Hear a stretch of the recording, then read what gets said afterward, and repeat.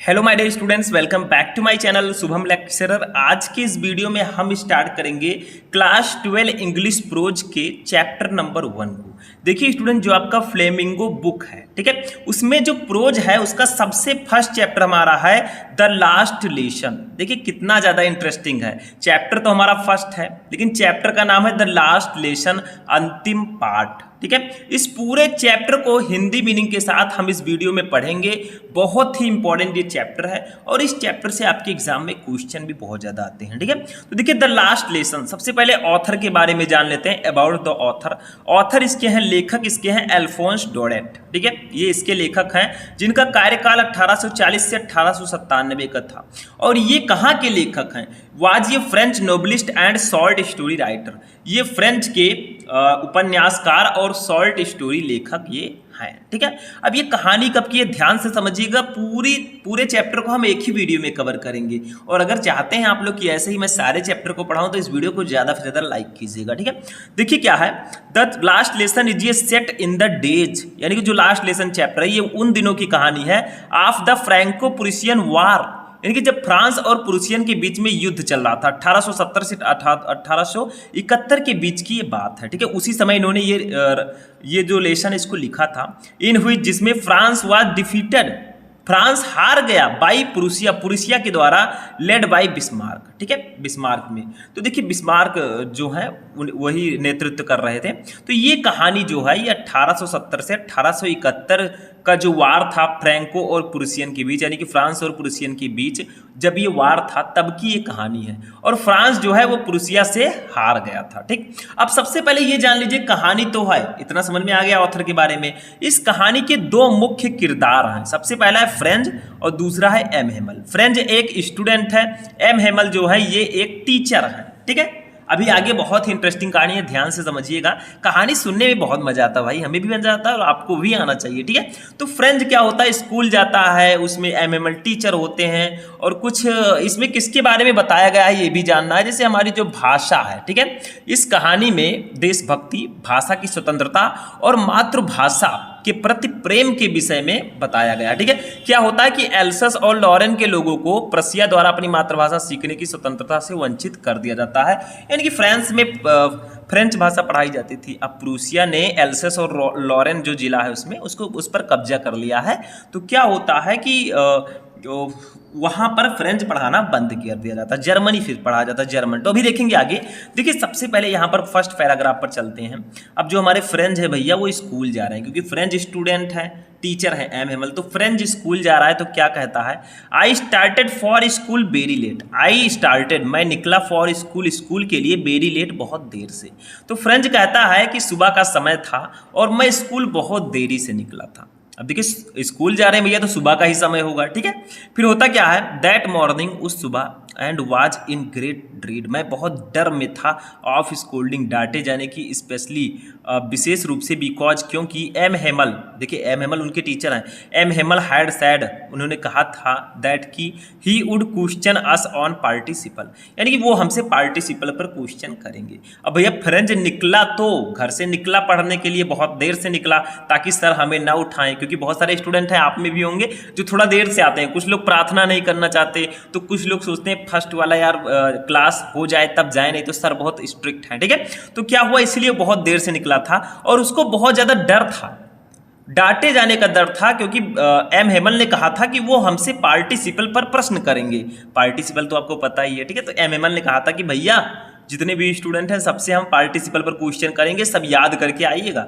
लेकिन देखिए, and I did not know, और मैं नहीं जानता था, द फर्स्ट वर्ड, पहला शब्द भी, अबाउट देम, उसके बारे में। अब फ्रेंच मन ही मन में सोचता है कि मैं तो पार्टिसिपल के बारे में एक भी शब्द मुझे नहीं पता, पार्टिसिपल का पी भी नहीं पता है। पार्टिसिपल तो आप लोग पढ़े होंगे ना, तो उसी से रिलेटेड है। ठीक है, तो वो गया स्कूल में, उसे कुछ पता नहीं था, इसलिए वो थोड़ा देर से जाना चाहता था। ठीक है, आगे देखिए, फॉर ए मोमेंट, यानी कि कुछ समय के लिए। ठीक है, क्या हुआ, फॉर ए मोमेंट, एक क्षण के लिए अगर आप कह सकते हैं या कुछ समय के लिए, आई थॉट मैंने सोचा, ऑफ रनिंग अवे भाग जाने का, एंड स्पेंडिंग और अपना जो स्पेंडिंग द डे और दिन को खर्च करने का, आउट ऑफ दूर यानी कि बाहर। तो उसके मन में एक आइडिया आया कि एक क्षण के लिए मैंने भाग जाने और बाहर दिन व्यतीत करने के बारे में सोचा। जैसे कुछ स्टूडेंट सोचते हैं अरे यार घर से स्कूल निकल चुके हैं, अब घर पे चलो घूमते टहलते हैं, जैसे टाइम होगा घर पर चले जाएंगे, ठीक है। तो ऐसे ही उसने भी सोचा, उसके दिमाग में एक आइडिया आया कि चलो यार भाग चलते हैं, घर के बाहर समय बिताएंगे, उसके बाद घर पे चले जाएंगे। कौन जान पाएगा पढ़ने आए थे कि नहीं आए थे, ठीक है, कोई जान ही नहीं पाएगा क्योंकि वो पूछेगा थोड़ी ना, तो घर वाले पूछेंगे ही नहीं। तो उसके मन में आइडिया है, लेकिन क्या हुआ, it was so warm so bright. इसका मतलब क्या होगा भैया, इसका मतलब हो गया कि इट वाज सो वार्म, जो मौसम था वो बहुत ही वार्म था, बहुत ही गर्म था, एंड ब्राइट और फो ब्राइट और बहुत ही चमकदार था। तो उस दिन जो मौसम था वो गर्म और चमकदार था, ठीक है। कुछ और चीज़ें उसने देखी, फ्रेंड्स ने कुछ और दृश्य देखे। The birds were chirping at the edge of the woods.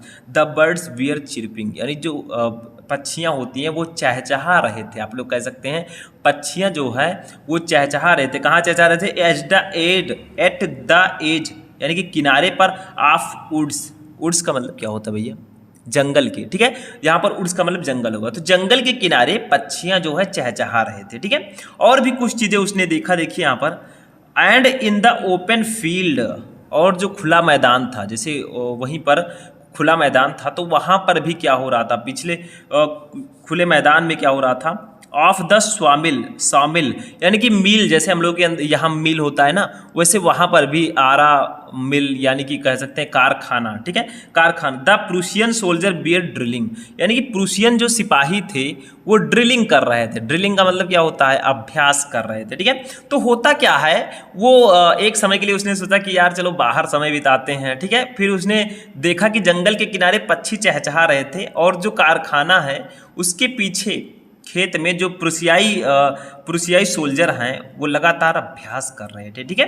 आगे देखिए, it was all much more tempting than the rule for participle, ठीक है। अब यहाँ पर कहा गया भैया कि it was all much more tempting, इसका मतलब क्या होगा, वो जो है बहुत ज़्यादा आकर्षक थे। इट वाज ऑल मच बहुत ज़्यादा, मोर टेम्पटिंग बहुत ज़्यादा आकर्षक, टेम्पटिंग का मतलब होता है यहाँ पर, टेम्पटिंग का मतलब होगा आकर्षक, ठीक है। Than that the rule of participle यानी कि पार्टिसिपल के नियमों की तुलना में, तो जो वो देख रहा था ये सब जो है पार्टिसिपल के नियमों की तुलना में बहुत अधिक आकर्षक थे। बट लेकिन I had the strength to resist, लेकिन फिर वो सोचता है कि मुझ में आत्म संयम की शक्ति थी। देखिए, बट आई हैड, मेरे पास थी द स्ट्रेंथ, शक्ति, टू रेसिस्ट, आत्म संयम की, लेकिन उस बच्चे के अंदर आत्म संयम की शक्ति थी। And hurried off to school, फिर क्या किया, मैं स्कूल की ओर तेजी से चल पड़ा, तेज गति से चल पड़ा, ठीक है। उसके मन में बहुत सारे विचार आए कि चलो बाहर टाइम पास करते हैं, ऐसा करते हैं, वैसा करते हैं, लेकिन लास्ट में क्या हुआ, वो स्कूल की तरफ चल पड़ा क्योंकि वो बहुत ही, उसके अंदर आत्म संयम की शक्ति थी कि जो होगा देखा जाएगा, सर जी कुछ नहीं बोलेंगे, वो भी आदमी ही है, कोई भगवान नहीं है, ठीक है। आगे देखिए क्या होता है, when I passed the town, अब यहां पर कहा जा रहा है जब मैं टाउन हॉल के निकट से गुजरा। देखिए, व्हेन आई, जब मैं पास्ड गुजरा, द टाउन हॉल की, ठीक है। तो जब मैं टाउन हॉल के पास से गुजरा तो होता क्या है, देयर वाज ये क्राउड, देयर वहाँ वाज थी एक क्राउड, भीड़, in front of the bulletin board यानी कि बुलेटिन बोर्ड के सामने। तो वो कहता है जब मैं टाउन हॉल के निकट से गुजरा तो सूचना पट्ट के सामने बहुत ज़्यादा भीड़ थी, ठीक है। अब ये जो बुलेटिन बोर्ड है ये सूचना पट्ट है, इस पर क्या होता था, सूचनाएं दी जाती थी। अब तो भैया व्हाट्सएप पर ही सूचना दे दिया जाता है ग्रुप बनाकर, ठीक है। लेकिन यहाँ पर पहले दूसरा रूल था। आगे देखिए क्या होता है, for the last 2 year all our bad news had come from there, यानी कि फॉर द लास्ट 2 ईयर, पिछले दो सालों से आप कह सकते हैं, ठीक है, 2 वर्षों से क्या होता है, ऑल आवर बैड न्यूज यानी कि हमारी सभी बुरी खबर जो है, हैड कम फ्रॉम देयर, वो यहीं से आती थी। तो वो कहता है जो बुलेटिन बोर्ड है, ठीक है, पिछले 2 वर्षों से हमारे सारे बुरे समाचार यहीं से आए थे, क्योंकि भैया युद्ध चल रहा था फ्रांस और प्रूशियन के बीच। तो वही यहाँ पर कहा जा रहा है कि जो हमारी बुरी खबर है वो इसी बुलेटिन बोर्ड पर 2 साल से छप रहे हैं, ठीक है। द लॉस्ट बैटल्स यानी कि लॉस्ट बैटल का मतलब क्या होता है, पराजित युद्ध, ठीक है। द ड्राफ्ट यानी कि सरकारी जो दस्तावेज होते हैं, the order of commanding officer यानी कि कमांडिंग अधिकारियों के आदेश, एंड और I thought to my self, और बिना रुके मैं मन ही मन में सोचा, विदाउट स्टॉपिंग बिना रुके, what can be the matter now, यानी कि यहाँ पर क्या मामला हो सकता है। देखिए बहुत सारी भीड़ लगी थी, बहुत सारे लोग इकट्ठा थे, तो कोई ना कोई मामला होगा भैया, भीड़ इकट्ठा होंगे। तो होता क्या है भैया कि वो कह रहा है कि for the last 2 years all our bad news had come from there. उसका कहना है कि पिछले 2 वर्षों से हमारे सारे बुरे समाचार यहीं से आए थे। The lost battle, the draft, the order of commanding officer, ठीक है, यानी कि जैसे कौन कौन से एग्जाम्पल, पराजित युद्ध, सरकारी दस्तावेज, कमांडिंग अधिकारियों के आदेश, ठीक है, and I thought to my self, फिर मैंने विदाउट स्टॉपिंग, फिर मैंने बिना रुके मन ही मन सोचा, what can be the matter now, यानी कि अब क्या मामला हो सकता है, इतना ज़्यादा भीड़ है, कोई ना कोई तो है भैया गड़बड़ी, दया। देखिए CID वाले, ठीक है। तो ये आपका हो गया फर्स्ट स्टैंजा, बहुत ही इंपॉर्टेंट है। देखिए हम बुक से पढ़ा रहे हैं आपको, ये आपका NCERT का बुक है, ध्यान रखिएगा। चलिए आगे बढ़ते हैं। फिर देखिए क्या होता है, ये सब देखने के बाद जो फ्रेंच है वो क्या करता है, देन तब, एज आई हरीड, मैं बहुत ही जल्दी, by as fast as I could go, फिर होता क्या है कि मैं जितनी तेजी से चल सकता था उतनी तेजी से चलने लगा, क्योंकि भैया उसे स्कूल जाना था, वो थोड़ा फास्ट तरीके से चलने लगा, ठीक है।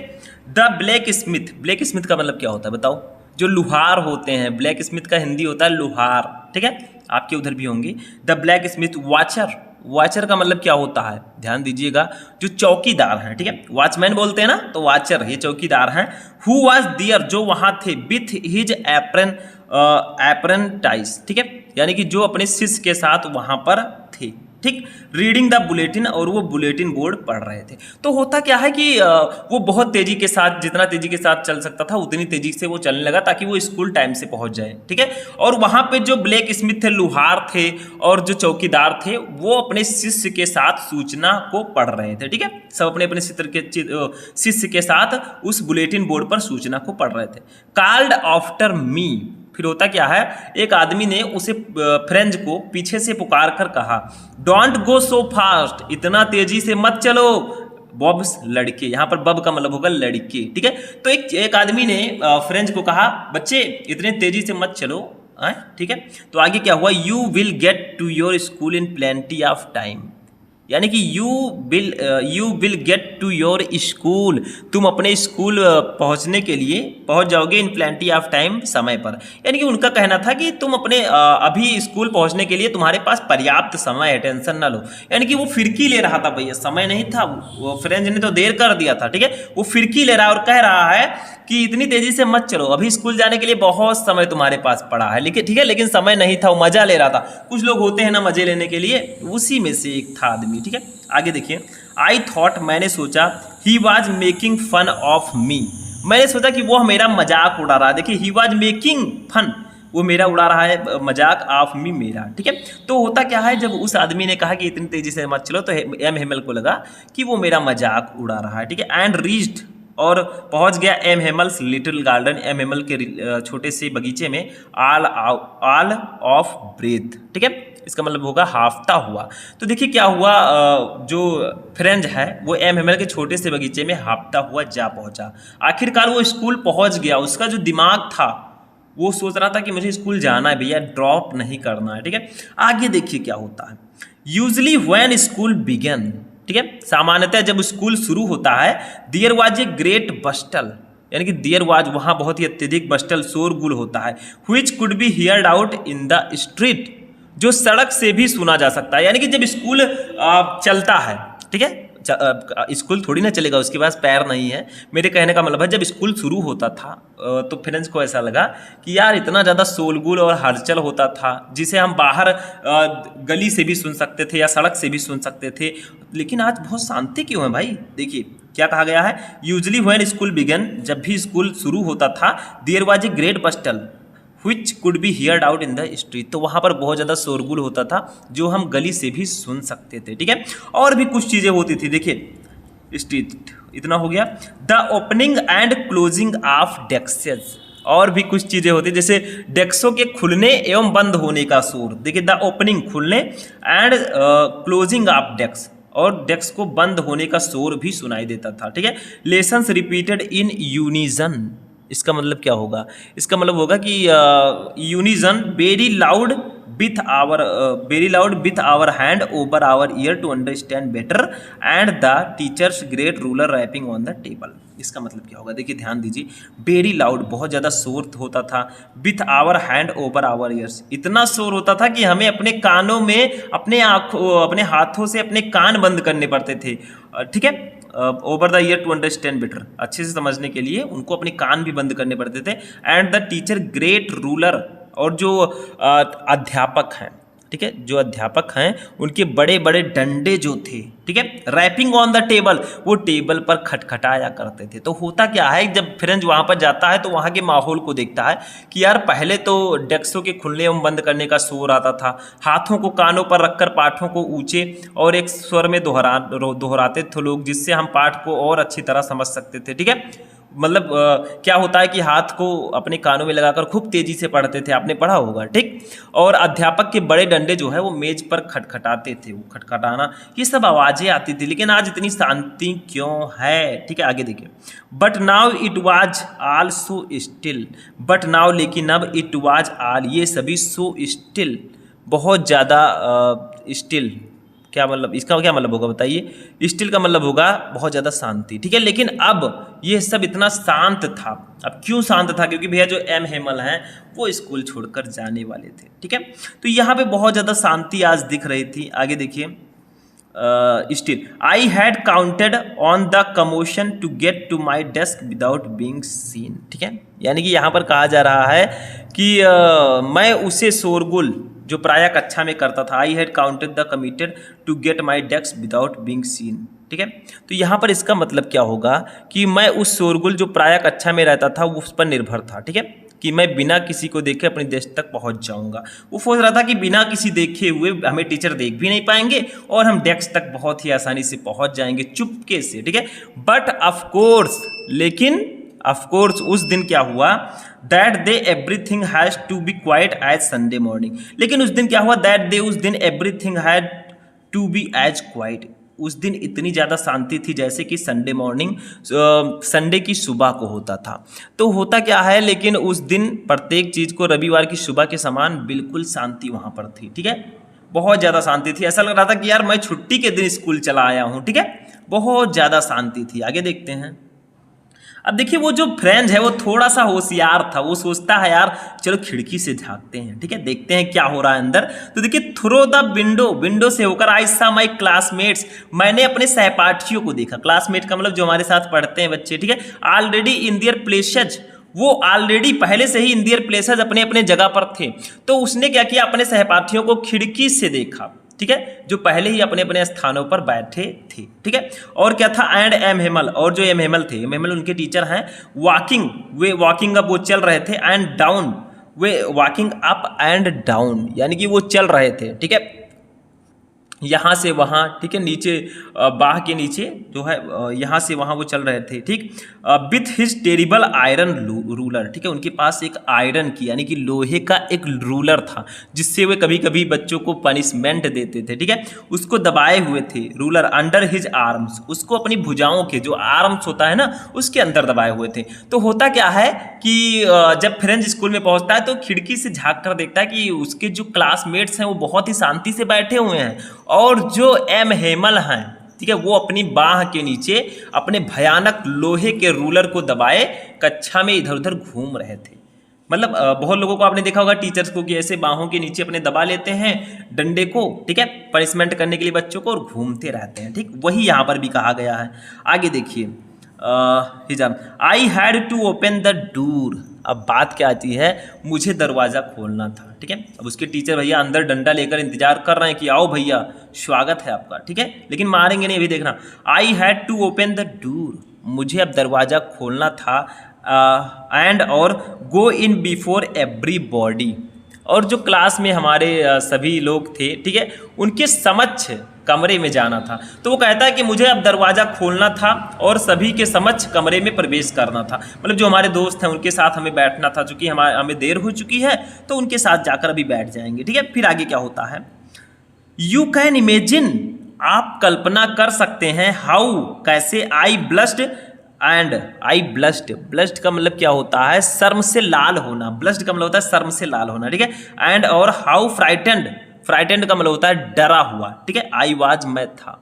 तो आप लोग कल्पना कर सकते हैं कि मैं कितना शर्मिंदा और डरा हुआ था, क्योंकि स्कूल में देर हो गया था भैया, तो मुझे शर्मिंदा तो होना ही पड़ेगा और देर से भी जाना पड़ेगा। आपके स्कूल में भी बहुत सारे लोग होंगे जो थोड़ा देर से आते हैं। कुछ लोग सोचते हैं यार प्रार्थना ना करना पड़ता तो ठीक होता, कुछ लोग सोचते हैं अरे यार थोड़ी देर से चलते हैं, ठीक है, मज़ा आएगा। आगे देखिए आगे क्या होता है। लेकिन वो अपने टीचर से डरा हुआ था एम हेमल से, लेकिन एम हेमल जो है उनसे उस लड़के से बहुत शांति से बात करते हैं, देखिए कितना प्यार से। बट नथिंग हैपेंड, लेकिन कुछ नहीं हुआ भैया।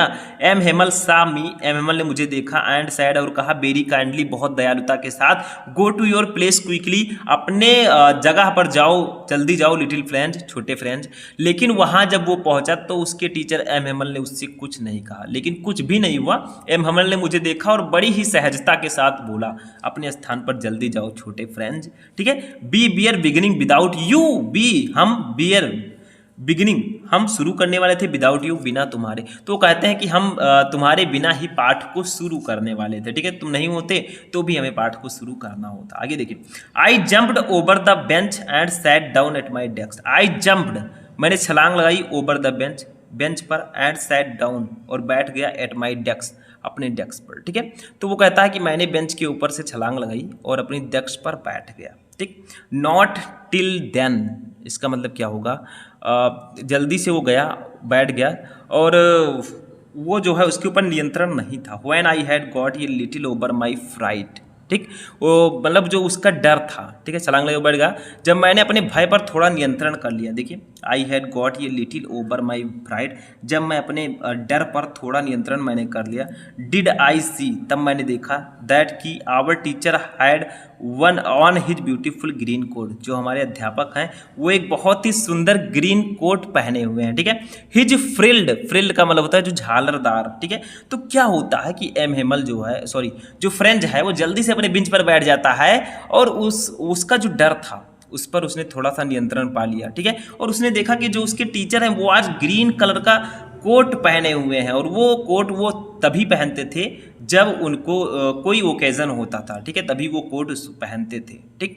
तो जब उसने देखा कि हमारे टीचर जो है ग्रीन कोट, हिज फ्रिल्ड का मतलब क्या होता है, झालरदार। आगे देखते हैं, शर्ट का मतलब शर्ट, ठीक है। तो उनकी झालरदार जो कमीज है, and the little black skill cap, और छोटी सी जो है वो एक कैप पहने हुए थे, छोटी सी काली रेशमी टोपी पहन रखी थी, देखिए ब्लैक सिल्क का मतलब होता है रेशमी कैप टोपी। तो उसने अपने टीचर को देखा कि वो ग्रीन कोट पहने हुए हैं, एक छोटा सा जो है रेशमी टोपी पहने हुए हैं, ऑल एम्ब्रॉयडर्ड, उस पर कढ़ाई चढ़ी हुई थी, जैसे कपड़ों पर कढ़ाई की जाती है ना, थोड़ा डिजाइन बना जाता है, वैसे कढ़ाई। That he never wore except on inspection and prize days, लेकिन दैट ही नेबर और, लेकिन वो कभी नहीं पहनते थे। वो कब पहनते थे, एक्सपेक्ट ऑन इंस्पेक्शन, जब कोई इंस्पेक्शन होता था तभी वो उसे पहनते थे, यानी कि कोई निरीक्षण होता था या फिर प्राइज डे, पुरस्कार वितरण का जब दिन होता था तभी वो पहनते थे। तो उस दिन अपने टीचर एम हेमल को उसने देखा कि वो झालरदार कमीज और हरे कलर का वो कोट और रेशमी टोपी पहने हुए थे, जिस पर कढ़ाई भी बनी हुई थी, ठीक है। और इन्हें वे निरीक्षण और पुरस्कार वितरण के दिनों में ही पहनते थे या फिर वो नहीं पहनते थे, ठीक है। इतना समझ में आ गया। आगे देखिए, besides the whole school seemed so strange and solemn. Beside का मतलब क्या होता है, बिसाइड का मतलब होता है इसके अतिरिक्त, द होल स्कूल, पूरा स्कूल, सीम्ड प्रतीत हो रहा था, सो स्ट्रेंज बहुत ही ज़्यादा आश्चर्यचकित या बहुत, एंड सोलेम्ड, ठीक है। तो वो कहता है कि बहुत ज़्यादा असामान्य, ठीक है, और शांत प्रतीत हो रहा था। तो वो कहता है कि इसके अतिरिक्त सारा स्कूल ही काफ़ी असामान्य एवं शांत प्रतीत हो रहा था। देखिए वो जब देखता है तो सारे लोग असामान्य रूप से व्यवहार कर रहे हैं, ठीक है, और थोड़ा शांत वो प्रतीत हो रहा था। फिर देखिए, but the thing that surprised me most was to see on the back benches that were always empty, the village people sitting quietly like over shelves old Hauser with his 3 cornered hat, the former mayor, the former post master, ठीक है, थोड़ा बड़ा है, and several other besides. लेकिन होता क्या है, but the thing that, ठीक है, लेकिन क्या होता है कि किंतु जिस चीज़ में मुझे सबसे ज़्यादा उसको बहुत ज़्यादा आश्चर्यचकित हो रहा था वो, but the things that surprised me, लेकिन जिस चीज़ ने मुझे सबसे ज़्यादा आश्चर्य किया वो क्या था, मोस्ट वाज टू सी, उसको मैंने देखा ऑन द बैक बेंचेज, यानी कि जो हमेशा पीछे वाली जो बेंच है, ठीक है, दैट बियर ऑलवेज एम्प्टी, जो हमेशा खाली रहती थी। तो उसने देखा कि पीछे वाले बेंच जो हमेशा खाली रहती थी उस पर कुछ लोग बैठे हुए हैं। वो कौन बैठे हैं, द विलेज पीपल, गांव के लोग, सिटिंग क्वाइटली, बहुत ही शांति से बैठे हैं, लाइक आवर सेल्व्स, ओल्ड हॉजर, यानी कि हमारी तरह जो है, ओल्ड हॉजर का मतलब क्या होता है, जो बूढ़े हॉजर होते हैं, ठीक है, विथ हिज 3 कॉर्नर्ड हैड, वो 3 कोने वाली टोपी पहनकर बैठे थे। 3 कोने वाली टोपी आपने देखा होगा, उसको पहनकर बैठे थे। That the former mayor, and जो भूतपूर्व मेयर हैं, पहले के जो मेयर हैं वो बैठे थे।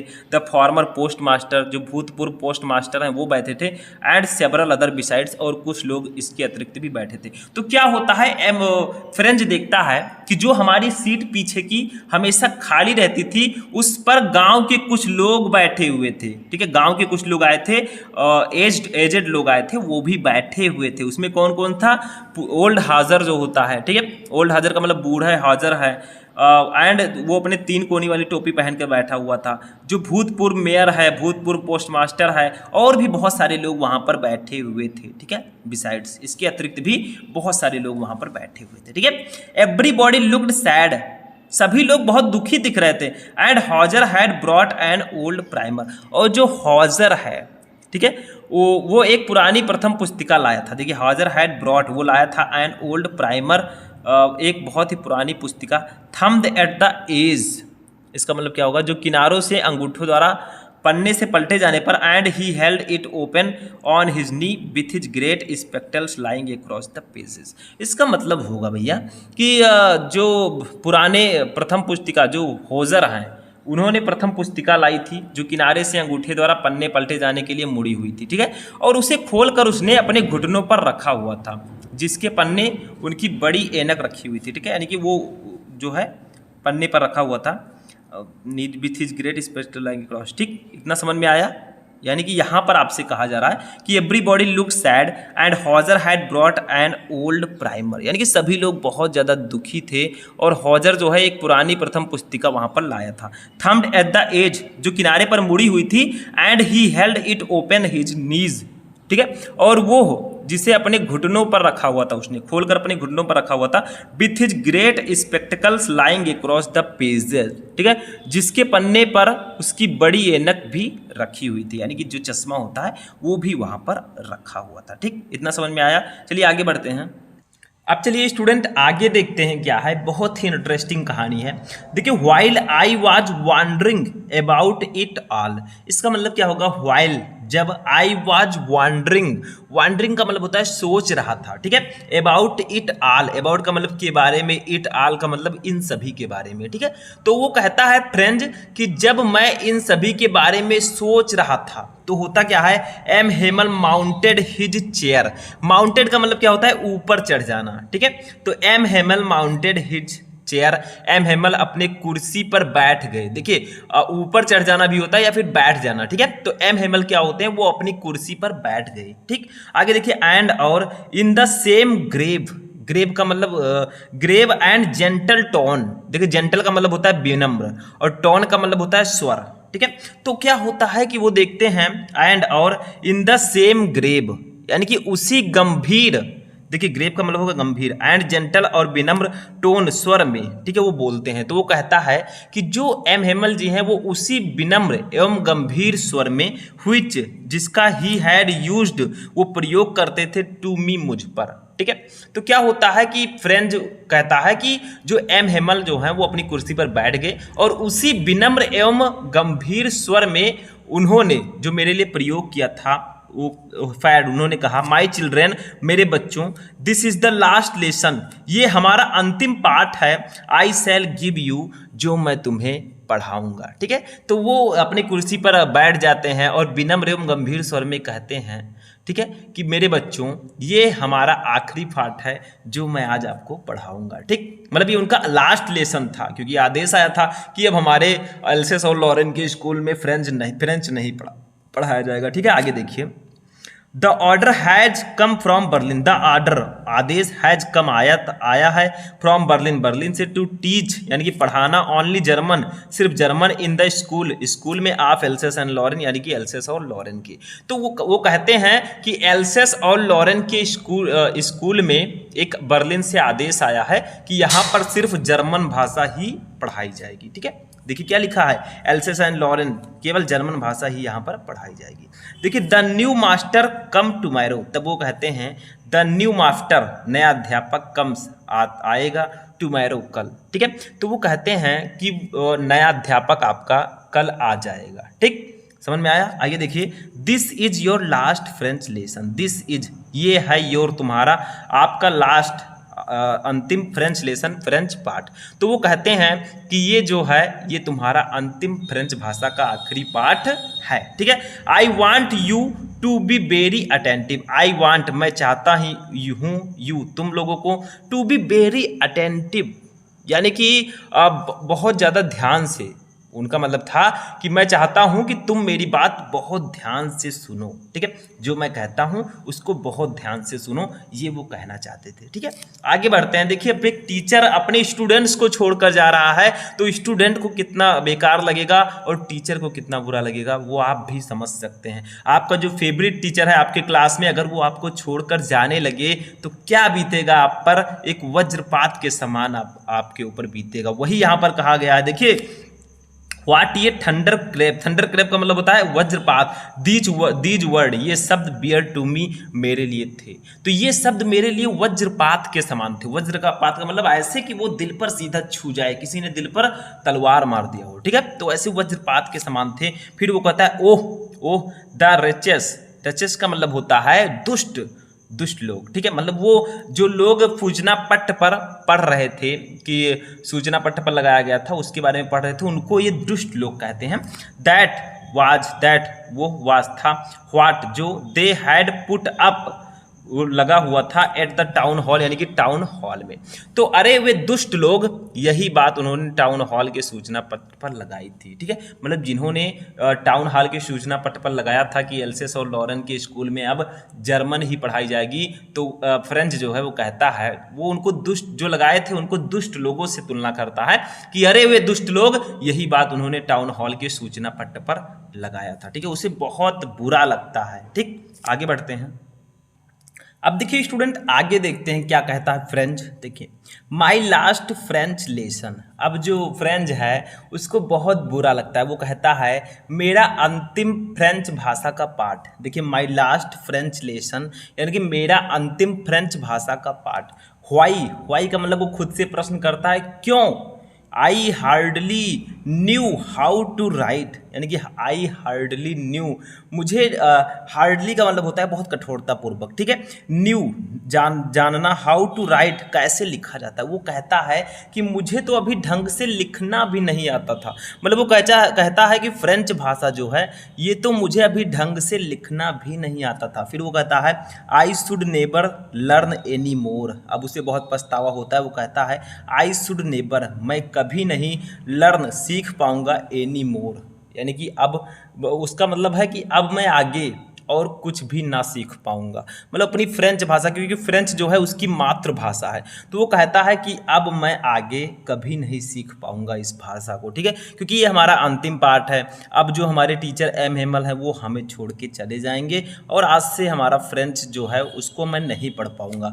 आई मस्ट स्टॉप दियर, फिर आगे वो कहता है कि मुझे वही रुक जाना होगा। ठीक है, देन फिर oh how sorry I was for not learning my lesson, अब वो बहुत ज़्यादा पछतावा करता है कि अरे यार पहले तो मैं अपने लेसन्स को याद नहीं करता था। ठीक है, तो वो कहता है कि मैं अपने पाठ नहीं सीखे थे। वो कहता है ओह, आगे वो कहता है कि ओह मैं कितना दुखी था कि मैं अपने पाठ मैंने नहीं सीखे थे। देखिए हाउ सॉरी, मैं कितना दुखी था, आई वाज मैं था फॉर नॉट लर्निंग, ना सीखने पर माई लेसन्स अपने पाठों को। मतलब जो उनके टीचर होमवर्क देते थे उसको पूरा नहीं करता था और ना ही उसको याद करके आता था, तो वो खुद पर बहुत शर्मिंदा है।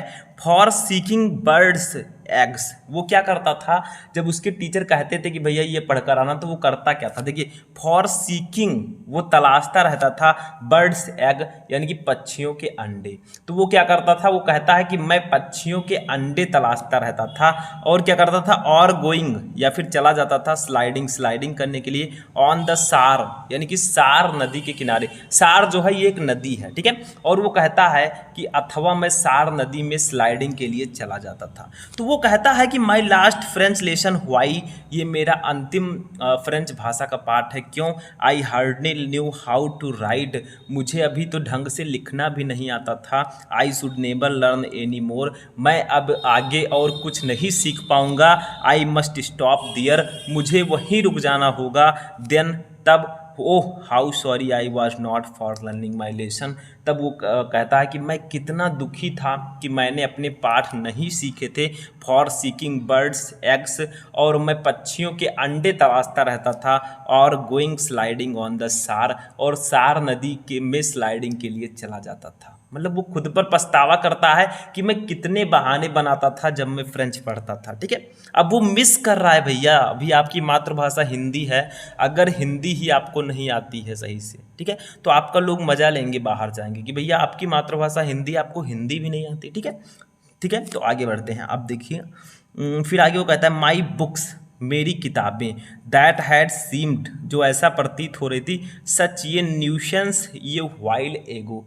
न्यूशंस का मतलब क्या होता है, न्यूशंस का मतलब मुसीबत होता है। अब वो कहता है माई बुक्स, मेरी किताबें, दैट हैड सीम्ड, जो प्रतीत होती थी, सच ये न्यूशंस यानी कि एक मुसीबत की तरह, ये वाइल्ड एगो कुछ समय पहले।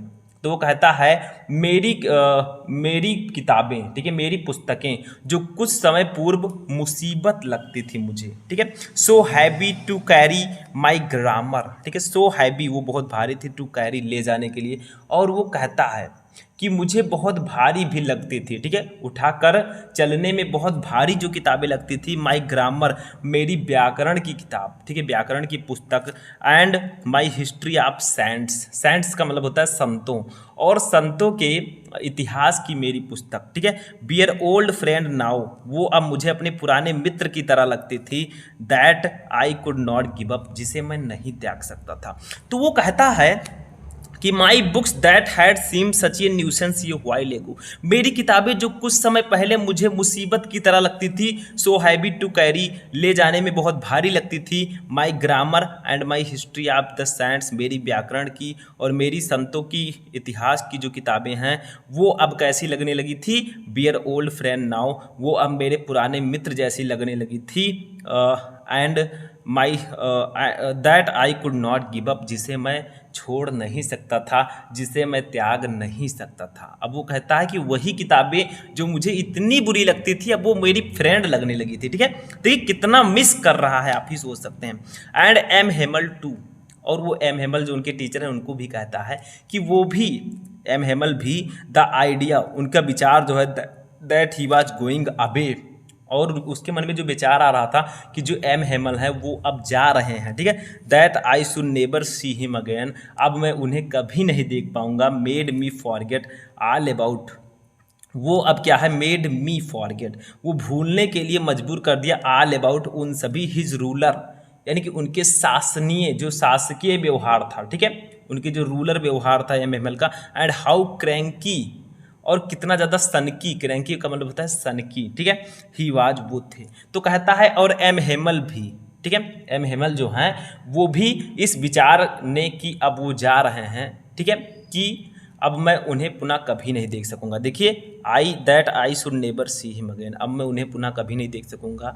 देखिए क्या है, made me forget all about his ruler and how cranky he was, मुझे उनके डंडे तथा वे कितने सनकी थे इसको भूलने के लिए बाध्य कर दिया। ठीक है, मतलब जो उनके जो इतने ज़्यादा सख्त रहते थे उनके टीचर, उन सबको भी अब फ्रेंच भूल चुका था। अब उसका जो पूरा का पूरा मन था वो प्रेम व्यवहार की तरफ था कि मुझे अपने पाठों को याद करना चाहिए था। जो किताबें मुझे भारी लग रही थी अब वो मेरे मित्र की तरह दिख रही थी। ठीक है, वो इतना ज़्यादा मिस कर रहा था। आगे देखिए, पुअर मैन का मतलब क्या होता है, बेचारे या फिर गरीब। ठीक है, बेचारे भी कह सकते हैं।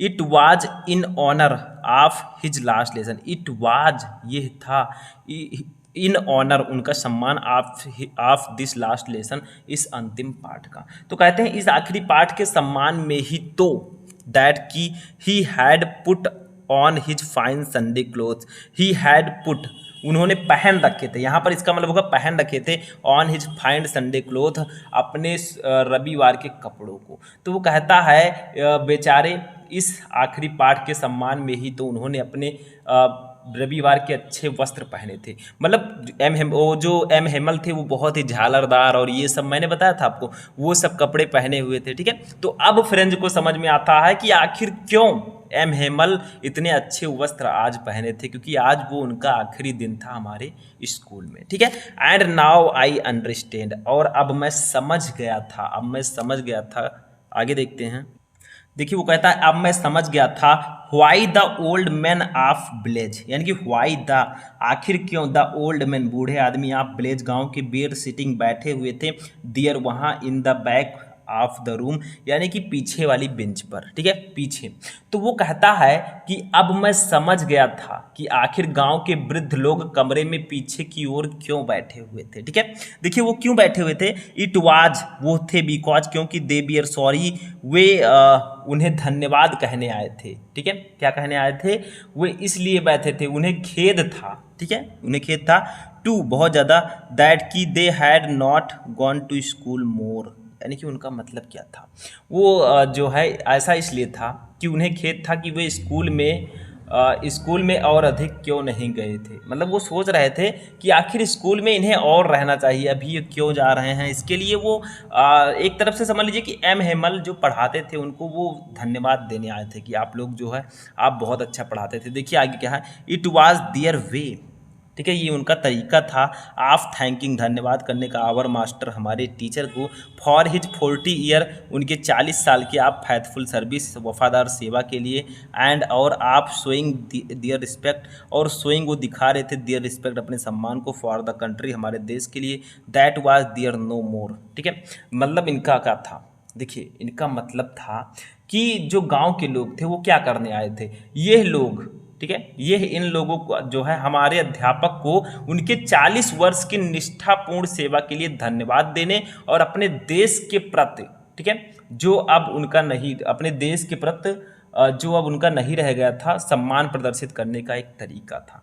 मतलब जो एल्सेस और लॉरेन है वो युद्ध के समय की बात है, जब फ्रांस और मैंने बताया था दो देशों के बीच युद्ध हो रहा था। ठीक है, प्रूसियन और फ्रांस के बीच। तो क्या होता था कि जो एल्सेस और लॉरेन है इस पर कब्जा कर लिया गया था प्रूसियन के द्वारा।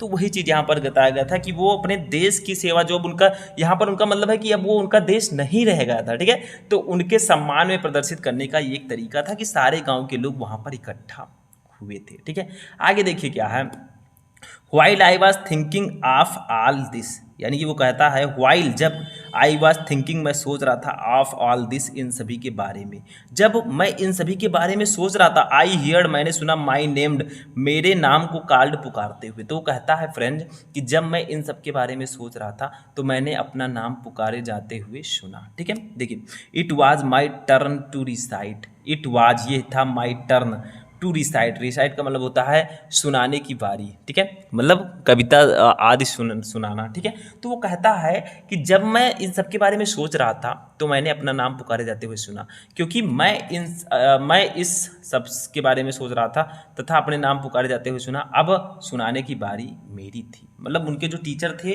वो सुनने वाले थे कुछ। ठीक है, लास्ट डे में अपने, देखिए what would I not have given to be able to say that dreadful rule for the participle all throw.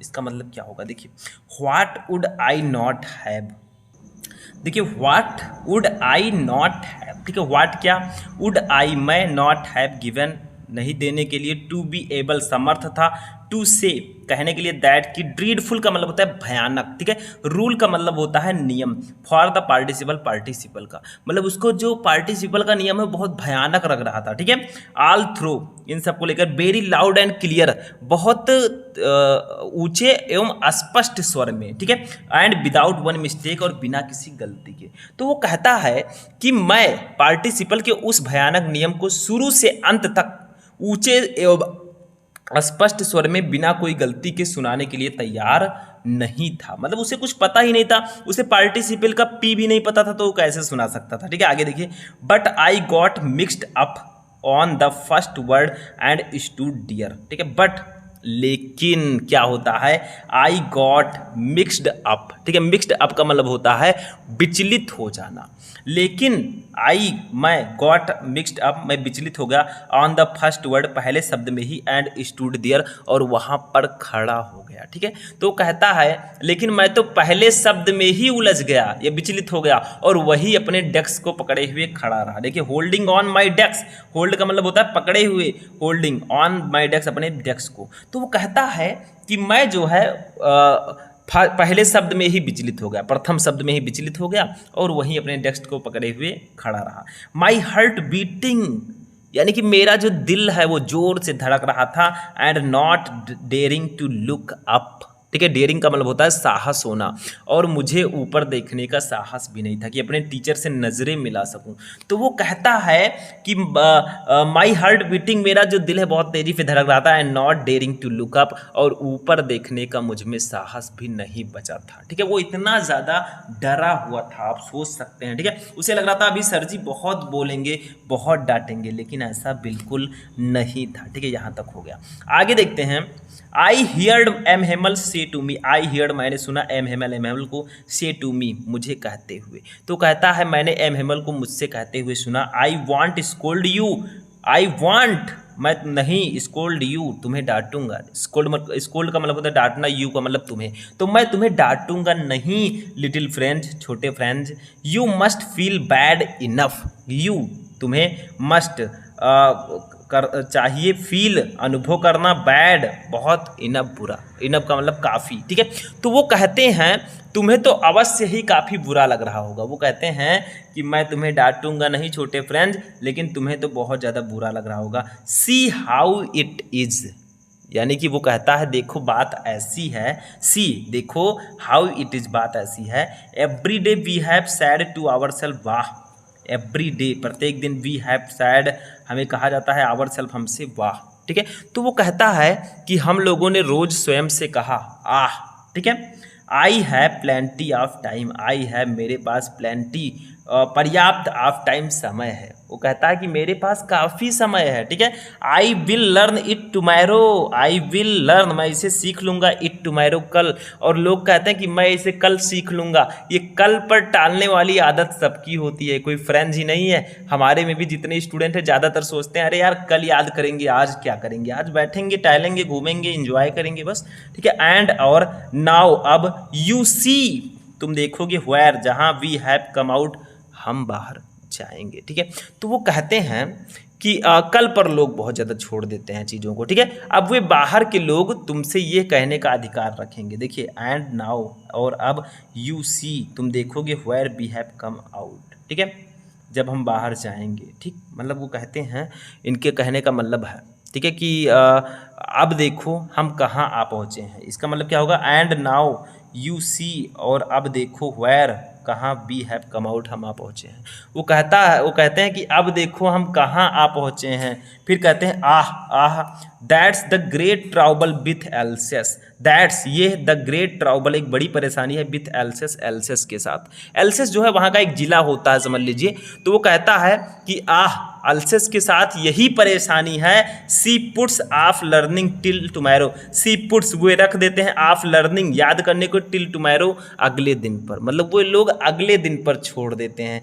तो वो कहता है कि एल्सेस के साथ यही प्रॉब्लम है कि वे पढ़ाई को आने वाले कल पर छोड़ देते हैं। अरे यार कल पढ़ेंगे। और ये सिर्फ अल्सेस की ही नहीं, ये सभी लोगों की परेशानी है। हमारे इंडिया में ही देख लीजिए जितने बच्चे हैं, बहुत सारे बच्चों की परेशानी है। वो कहते हैं अरे यार छोड़ो यार कल पढ़ लेंगे। ठीक है, फिर देखिए, अब देखिए आगे देखते हैं। नाउ अब दोज फेलोज वे लोग, ठीक है, आउट दियर बाहर के लोग विल होंगे द राइट यानी कि सही टू से कहने के लिए टू यू तुमसे। वो कहते हैं कि तुम बाहर, अब जो है बाहर के लोग तुमसे ये कहने का अधिकार रखेंगे हाउ इज इट, ऐसा क्यों है, यू प्रिटेंड टू, यू तुम प्रिटेंड टू का मतलब होता है दावा करते हैं। ठीक है, दावा करना, टू बी फ्रेंच मैन एक फ्रांसीसी होने का।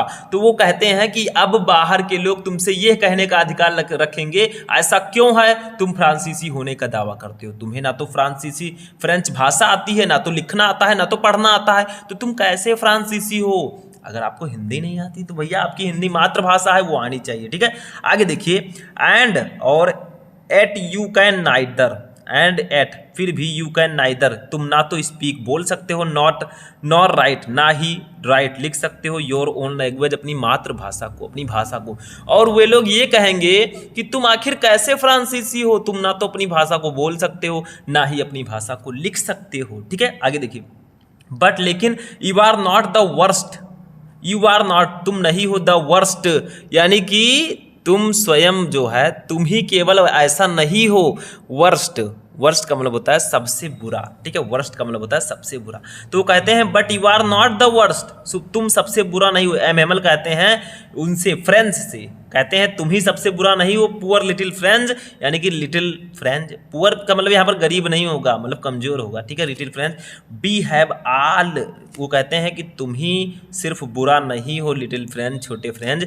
B have all a great deal to reproach our self with, we have all हम सब के पास, ठीक है, ये ग्रेट डील एक बहुत सारे कारण हैं टू रिप्रोच यानी कि धिक्कारने के लिए आवर सेल्फ खुद को विथ। ठीक है, तो कहते हैं कि हम सबके पास स्वयं को धिक्कारने के लिए बहुत सारे कारण हैं। ठीक है, नहीं पढ़ोगे, अपनी मातृभाषा को ही नहीं जानोगे तो बाहर के लोग कहेंगे तुम कैसे फ्रांसीसी हो, तुम्हें तो फ्रेंच ही नहीं आता, ना तो तुम्हें पढ़ना आता है ना तो तुम्हें लिखना आता है, तुम कैसे फ्रांसीसी हो भैया। ठीक है, तो ये बाहर के लोग कहेंगे, ऐसा होता है। ठीक है, अगर आपको हिंदी नहीं आएगी या फिर आप पढ़े लिखे नहीं है तो बाहर के लोग मजा लेंगे कुछ कुछ। ठीक है, आगे देखिए, आगे कहते हैं your parents we are not anxious enough, your parents तुम्हारे जो पेरेंट्स हैं, ठीक है, जो माता पिता हैं, वी आर नॉट एनेक्सियस वो इतने ज़्यादा उत्सुक नहीं है, इनफ ज़्यादा, टू हैव यू लर्न तुम्हें सिखाने के लिए। ठीक है, तो तुम्हारे माता पिता पर्याप्त रूप से उत्सुक नहीं थे कि तुम सीख सको। ठीक है, they preferred to put you to work on ये फार्म और एट मिल्स, यानी कि कहते हैं दे प्रीफर्ड वे ज़्यादा से ज़्यादा महत्व देते थे टू पुट यू तुम्हें रखने का, टू वर्क काम करने के लिए, ऑन ये फार्म एक फार्म में, और एट द मिल्स या फिर किसी मिल में, सो ताकि एज टू हैव ये लिटिल मोर मनी तुम थोड़े बहुत पैसे कमा सको, एंड आई और मैं। तो वो कहते हैं कि तुम्हारे माता पिता पर्याप्त रूप से उत्सुक नहीं थे कि तुम सीख सको, उन्होंने तुम्हें खेतों और मिलों पर काम पर लगाना जो है अधिक पसंद किया ताकि कुछ अधिक पैसे प्राप्त किए जा सके। मतलब टीचर कहते हैं कि तुम्हारे पिताजी जो हैं वो क्या करते हैं, वो तुम्हें टू वर्क ऑन ये फार्म वो तुम्हें खेतों में लगाना पसंद करते हैं, एंड द मिल्स और वर्क एंड द मिल्स और मिलों में काम करने के लिए पसंद करते हैं ताकि उन्हें कुछ पैसे मिल सके। तो उनका कहना है कि माता पिता का भी पूरा योगदान होना चाहिए बच्चों को पढ़ाने में। ठीक है, अगर आपके माता पिता नहीं चाहेंगे तो आप नहीं पढ़ पाएंगे। तो वो कहते हैं कि तुम्हें खेतों तथा मिलों पर काम पर लगाने से अधिक उन्होंने पसंद किया ताकि कुछ अधिक पैसे प्राप्त किए जा सके। एंड आई और मैं, ठीक है, I have been to blame also, I have been to blame, blame का मतलब क्या होता है, कसूर देना। ठीक है, तो कहते हैं कि मैं भी दोषी हूँ। देखिए I have been to blame also, मैं भी दोषी हूँ। Have I not often sent you to water my flower instead of learning your lessons, यानी कहते हैं have I not often, have के पास I not, have I not often, मैं भी, ठीक है, मतलब वो कहते हैं मैं भी, सेंट भेजा, यू तुम्हें, टू वाटर पानी देने के लिए, माई फ्लावर अपने फूलों को, इंस्टीड के बजाय, ऑफ लर्निंग योर लेसन्स तुम्हारे तो आपको पढ़ाने के, यानी कि वो कहते हैं मैंने तुम्हें पढ़ाने के बजाय अपने फूलों को पानी देने के लिए भेजा। वो खुद को भी कसूरवार साबित करते हैं कि मैंने तुम्हें तुम्हारे चैप्टर्स तुम्हारे पाठ पढ़ाने के बजाय मैंने तुम्हें फूलों के पौधों को पानी देने के लिए नहीं भेजा है, ठीक है, ठीक है। तो वो कहते हैं क्या प्रायः तुम्हें पाठ पढ़ाने के बजाय मेरे फूलों के पौधों को पानी देने के लिए नहीं भेजा है, वो क्वेश्चन करते हैं, ठीक है, वो खुद को भी दोषी मानते हैं, ठीक। आगे देखिए, and when I wanted to go fishing, and जब, व्हेन आई जब मैं, वांटेड चाहता था, टू गो फिशिंग यानी कि मछली पकड़ना, ठीक है। तो वो कहते हैं जब मैं मछली पकड़ने के लिए जाना चाहता था, ठीक है। Did I not just give U A holiday, did I not मैं तुम्हें नहीं देता था, ठीक है, जस्ट गिव देता था, यू ए हॉलीडे एक छुट्टी। तो कहते हैं कि जब मैं मछली पकड़ने के लिए जाना चाहता था तो क्या मैंने तुम्हें छुट्टी ही नहीं दे दी थी, मतलब वो अपनी चीज़ों को दोहराते हुए कहते हैं कि क्या जब मैं मछली पकड़ने के लिए जाना चाहता था तो मैंने तुम्हें छुट्टी नहीं दे दी थी, ऐसी चीज़ें वो कहते हैं, ठीक है। आगे बढ़ते हैं, देखते हैं क्या है। फिर आगे वो कहते हैं then from one thing to another M Hamel went on to talk of the French language. फिर क्या करते हैं, देन फिर, ठीक है, फ्रॉम वन थिंग एक चीज से, टू अनदर दूसरी चीज पर चर्चा करते हुए, ठीक है। M Hamel went, M Hemal गए, और टू टॉक बात करने के लिए, of the French language French भाषा के बारे में। फिर एक चीज से दूसरी चीज पर चर्चा करते हुए एम हेमल फ्रेंच भाषा के बारे में बात करने लगे, ठीक है। सेइंग दैट उन्होंने बताया, it was the most beautiful, ये सबसे सुंदर भाषा है, ठीक है। आगे देखिए, लैंग्वेज इन द वर्ल्ड, फिर उन्होंने बताया कि जो हमारी फ्रेंच भाषा है ये दुनिया की सबसे सुंदर भाषा है। वो अपनी भाषा के बारे में थोड़ा बहुत चर्चा करने लगे, बताने लगे उसकी खासियत क्या क्या है, ठीक है। और बताने लगे कि द क्लियरेस्ट, ये सबसे स्पष्ट भाषा है, द मोस्ट लॉजिकल, सबसे तार्किक भाषा है, दैट की बी मस्ट गार्ड, हमें रक्षा करना चाहिए, इट इसका, अमॉन्ग अस हमेशा, एंड नेबर फॉरगेट इट, और इसे कभी नहीं भूलना चाहिए। तो वो कहते हैं कि जो हमारी ये भाषा है फ्रेंच भाषा, ये दुनिया की सबसे सुंदर भाषा है, the clearest, the most logical, ये सबसे स्पष्ट और सबसे तार्किक भाषा है। देखिए लॉजिकल का मतलब होता है तर्क संगत या तार्किक भाषा है, ठीक है। That we must guard, guard का मतलब होता है रक्षा करना, ठीक है। तो कहते हैं हमें इस भाषा की रक्षा करनी चाहिए, ठीक है, मतलब कहते हैं हमें इस भाषा को सुरक्षित रखना चाहिए, एंड नेबर फॉरगेट इट, और इसे कभी नहीं भूलना चाहिए, ठीक है। फिर आगे कहते हैं कि आखिर ये हमें काम कहाँ आ सकता है, बिकॉज क्योंकि when a people are enslaved, enslaved का मतलब होता है गुलाम बनना। तो कहते हैं कि जब लोग गुलाम बना लिए जाते हैं, देखिए when a people are slaved, जब लोग गुलाम बना लिए जाते हैं, as long as they hold fast to their language, यानी कि as long as they hold, वो रखते हैं फास्ट टू दियर लैंग्वेज, अगर वो अपनी भाषा को अपने अंदर रखते हैं, ठीक है, भले ही वे गुलाम बना लिए जाते हैं, लेकिन अगर वे, देखिए as long as they hold, जब तक वे लोग रखते हैं, यानी कि जब तक वे अपनी मातृभाषा से जुड़े रहते हैं, फास्ट टू दियर लैंग्वेज, अपनी मातृभाषा से जुड़े रहते हैं, इट इज एज, ये मातृभाषा रहती है एज के रूप में, if they had the key, एक चाबी के रूप में, टू दियर प्राइजन, उनके जेल की। यानी कि वो कहते हैं जब लोग गुलाम बना लिए जाते हैं तो जब तक वे अपनी भाषा से जुड़े रहते हैं तब तक उनके लिए ये भाषा कारागार से बाहर निकलने की चाबी के समान होती है। यानी कि भाषा, अगर आप जेल में हैं तो आप अगर अपनी मातृभाषा को जानते हैं तो ये भाषा जो है आपको जेल से निकलने के लिए एक चाबी के समान होगी, ठीक है। आगे देखिए, देन तब ही ओपेंड ए ग्रामर, वे एक ग्रामर का चैप्टर खोलते हैं, एंड रीड अस, और उसे पढ़ने लगते हैं, आवर लेसन, अपने पाठ को। तो कहते हैं आगे वे कि फिर उन्होंने व्याकरण की एक पुस्तक खोली और हमारा पाठ पढ़कर वो सुनाए, ठीक है। आई वॉज अमेज्ड, यानी कि मैं बहुत ज़्यादा क्या था, अमेज्ड का मतलब क्या होता है आप लोग बताएं, हैरान होना, ठीक है। आई वॉज अमेज्ड, मैं बहुत ज़्यादा हैरान था, टू सी ये देखकर, how well I understood it, मुझे कितना अच्छा समझ में आ रहा है। अब देखिए वो सोचता है कि मुझे आश्चर्य हुआ कि मैं इसे कितनी अच्छी तरह से समझ लिया था, मतलब जो वो बता रहे थे अब उसके समझ में आ रहा था, क्योंकि ये अंतिम पार्ट था, तो अब जो बताएंगे भैया वो समझ में आएगा। लेकिन अब पछताए होत क्या जब चिड़िया चुग गई खेत। ठीक, आगे देखिए, आल ही सैड सीम्ड सो इजी। फिर उसे क्या लगने लगा, आल ही सैड, उसको सभी चीजें ही सैड, उसने कहा सीम्ड प्रतीत हो रही हैं, सो इजी, कितना आसान, कितना आसान। फिर वो कहता है कि जो कुछ उन्होंने कहा वो कितना सरल लगा, कितना सरल, ठीक है। आई थिंक, मैंने सोचा, टू डैट कि आई हैड नेवर लिसनड, मैंने कभी नहीं सुना, शो केयरफुली, इतने केयरफुली का मतलब क्या होता है बताए, ध्यान से। फिर वो कहता है कि मैंने पहले कभी इसे इतनी ध्यान से सुना ही नहीं, अगर मैं पहले इतने ध्यान से सुना होता मैंने तो आज ये नौबत नहीं आती, ठीक है। इतनी ध्यान से सुना होता, इतनी केयरफुली सुना होता तो आज ये नौबत शायद नहीं आती, ठीक है। एंड देखिए, एंड और that he has neighbour explain, and और दैट की ही हैड नेबर एक्सप्लेन, ही उन्होंने हैड किया था, नेबर एक्सप्लेन कभी नहीं, एक्सप्लेन का मतलब व्याख्या, एवरीथिंग हर चीज़ का, विथ सो मच पैसेंस, इतने धैर्य के साथ। और वो फ्रेंच कहता है कि हमारे जो टीचर एम हेमल हैं उन्होंने भी हर चीज़ को इतने धैर्य से कभी नहीं समझाया था जितने धैर्य से वो आज समझा रहे थे, पूरा पैसेंस दिख रहा था, ठीक है। इट सीम्ड ऑलमोस्ट, यानी कि इट सीम्ड, ऐसा प्रतीत हो रहा था, ठीक है। ऑलमोस्ट जैसे, as if the poor man, वो बेचारा आदमी, देखिए यहाँ पर पुअर मैन का मतलब होगा बेचारा आदमी, ठीक है। Wanted to give us, wanted चाहता था, टू गिव अस देना, ऑल ही न्यू, हमें, ऑल ही न्यू, ऑल का मतलब सभी, ही न्यू जितना वो जानता था, बिफोर गोइंग अवे यानी कि इससे पहले। तो वो कहता है कि ऐसा प्रतीत हो रहा था जैसे कि वो बेचारा हमें वो सब जो वह जानता था जाने से पूर्व दे देना चाहता था, ठीक है। यानी कि ऐसा लगता है कि जो हमारे टीचर जी हैं वो यहाँ से जाने से पहले हमें सब कुछ देकर जाएंगे जितनी उनके अंदर जानकारी है, ठीक है।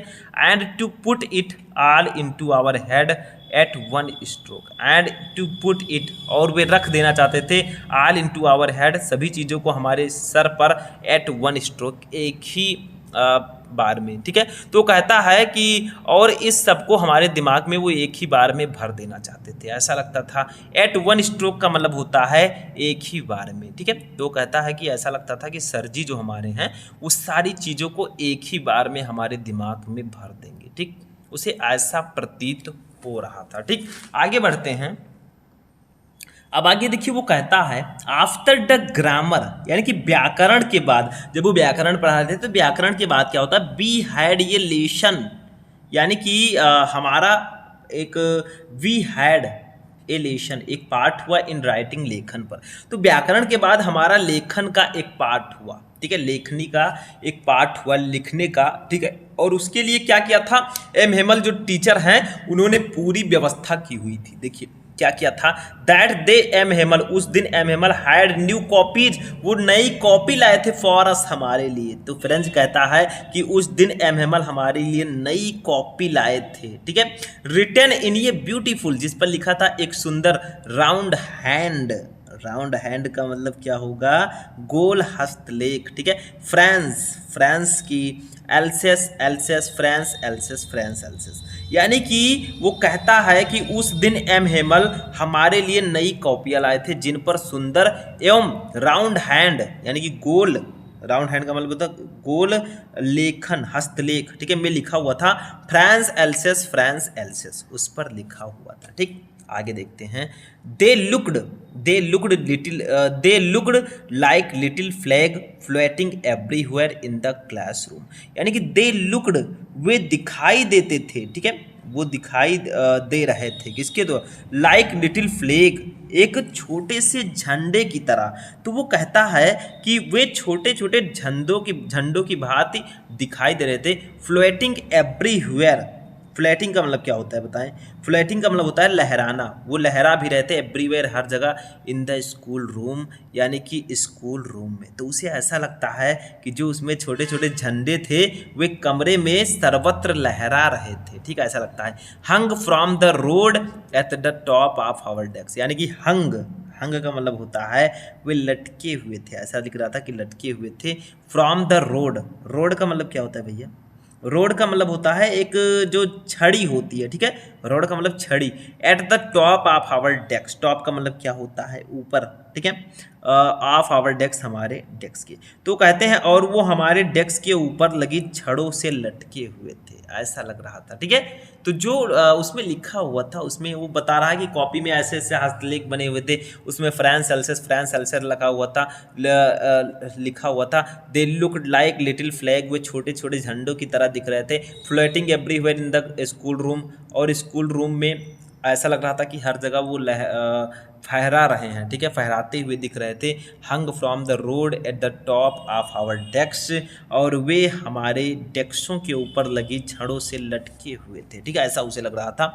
आगे देखिए, you ought to have seen how every one set to work, यानी कि यू ऑट टू, यू का मतलब होता है तुम, ऑट टू का मतलब होता है चाहिए, हैव सीन देखना, how every one set to work, यानी कि हाउ एवरी वन कैसे सभी लोग सेट लगे हुए हैं टू वर्क काम में।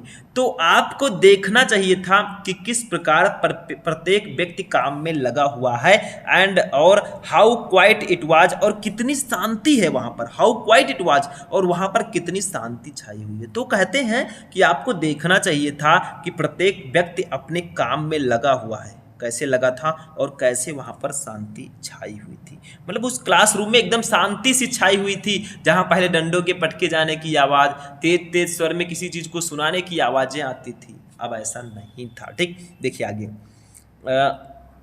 The only sound was the scratching of the pen over the paper, यानी कि द ओनली साउंड, सिर्फ एक ही आवाज थी, was the scratching of the pen over the paper, यानी कि ऐसे पेपर है इस पर ऐसे ऐसे पेन के लिखे जाने की। इसका मतलब क्या होगा? स्क्रैचिंग का मतलब होता है खुरचना, ठीक है।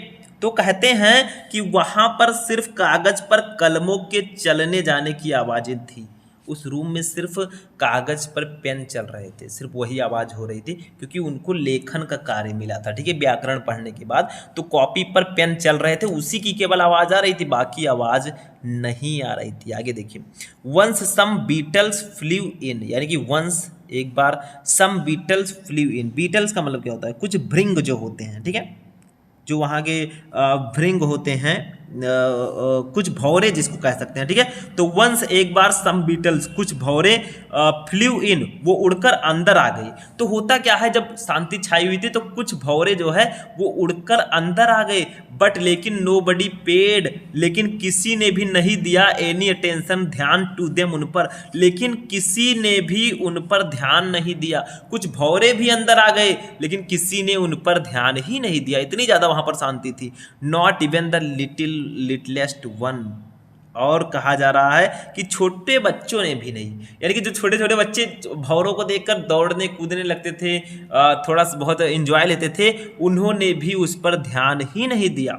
आगे देखिए, who worked right on tracking their fish hooks, यानी कि हु वर्कड जो लगे हुए थे, काम करने में लगे हुए थे, राइट ऑन ट्रैकिंग, ट्रैकिंग का मतलब क्या होता है? पकड़ने में, ठीक है, दियर फिश हुक्स, अपने मछली पकड़ने के कांटों के, ठीक है। तो कहते हैं जो मछली पकड़ने के कांटों के चित्र खींचने में लगे थे, छोटे छोटे बच्चे जो थे वो मछली पकड़ने के कांटों के चित्र खींचने में लगे हुए थे, ठीक है। आगे देखिए, as if that was French, जैसे ही इन चित्रों को खींचना भी फ्रेंच भाषा हो, ऐसा लग रहा था कि इन चित्रों को खींचना भी एक फ्रेंच भाषा है, मतलब वहाँ फ्रेंच ही फ्रेंच छाई हुई थी, क्योंकि आज फ्रेंच भाषा का लास्ट दिन था, ठीक है। ऑन द रूफ, यानी कि छत पर, ठीक है।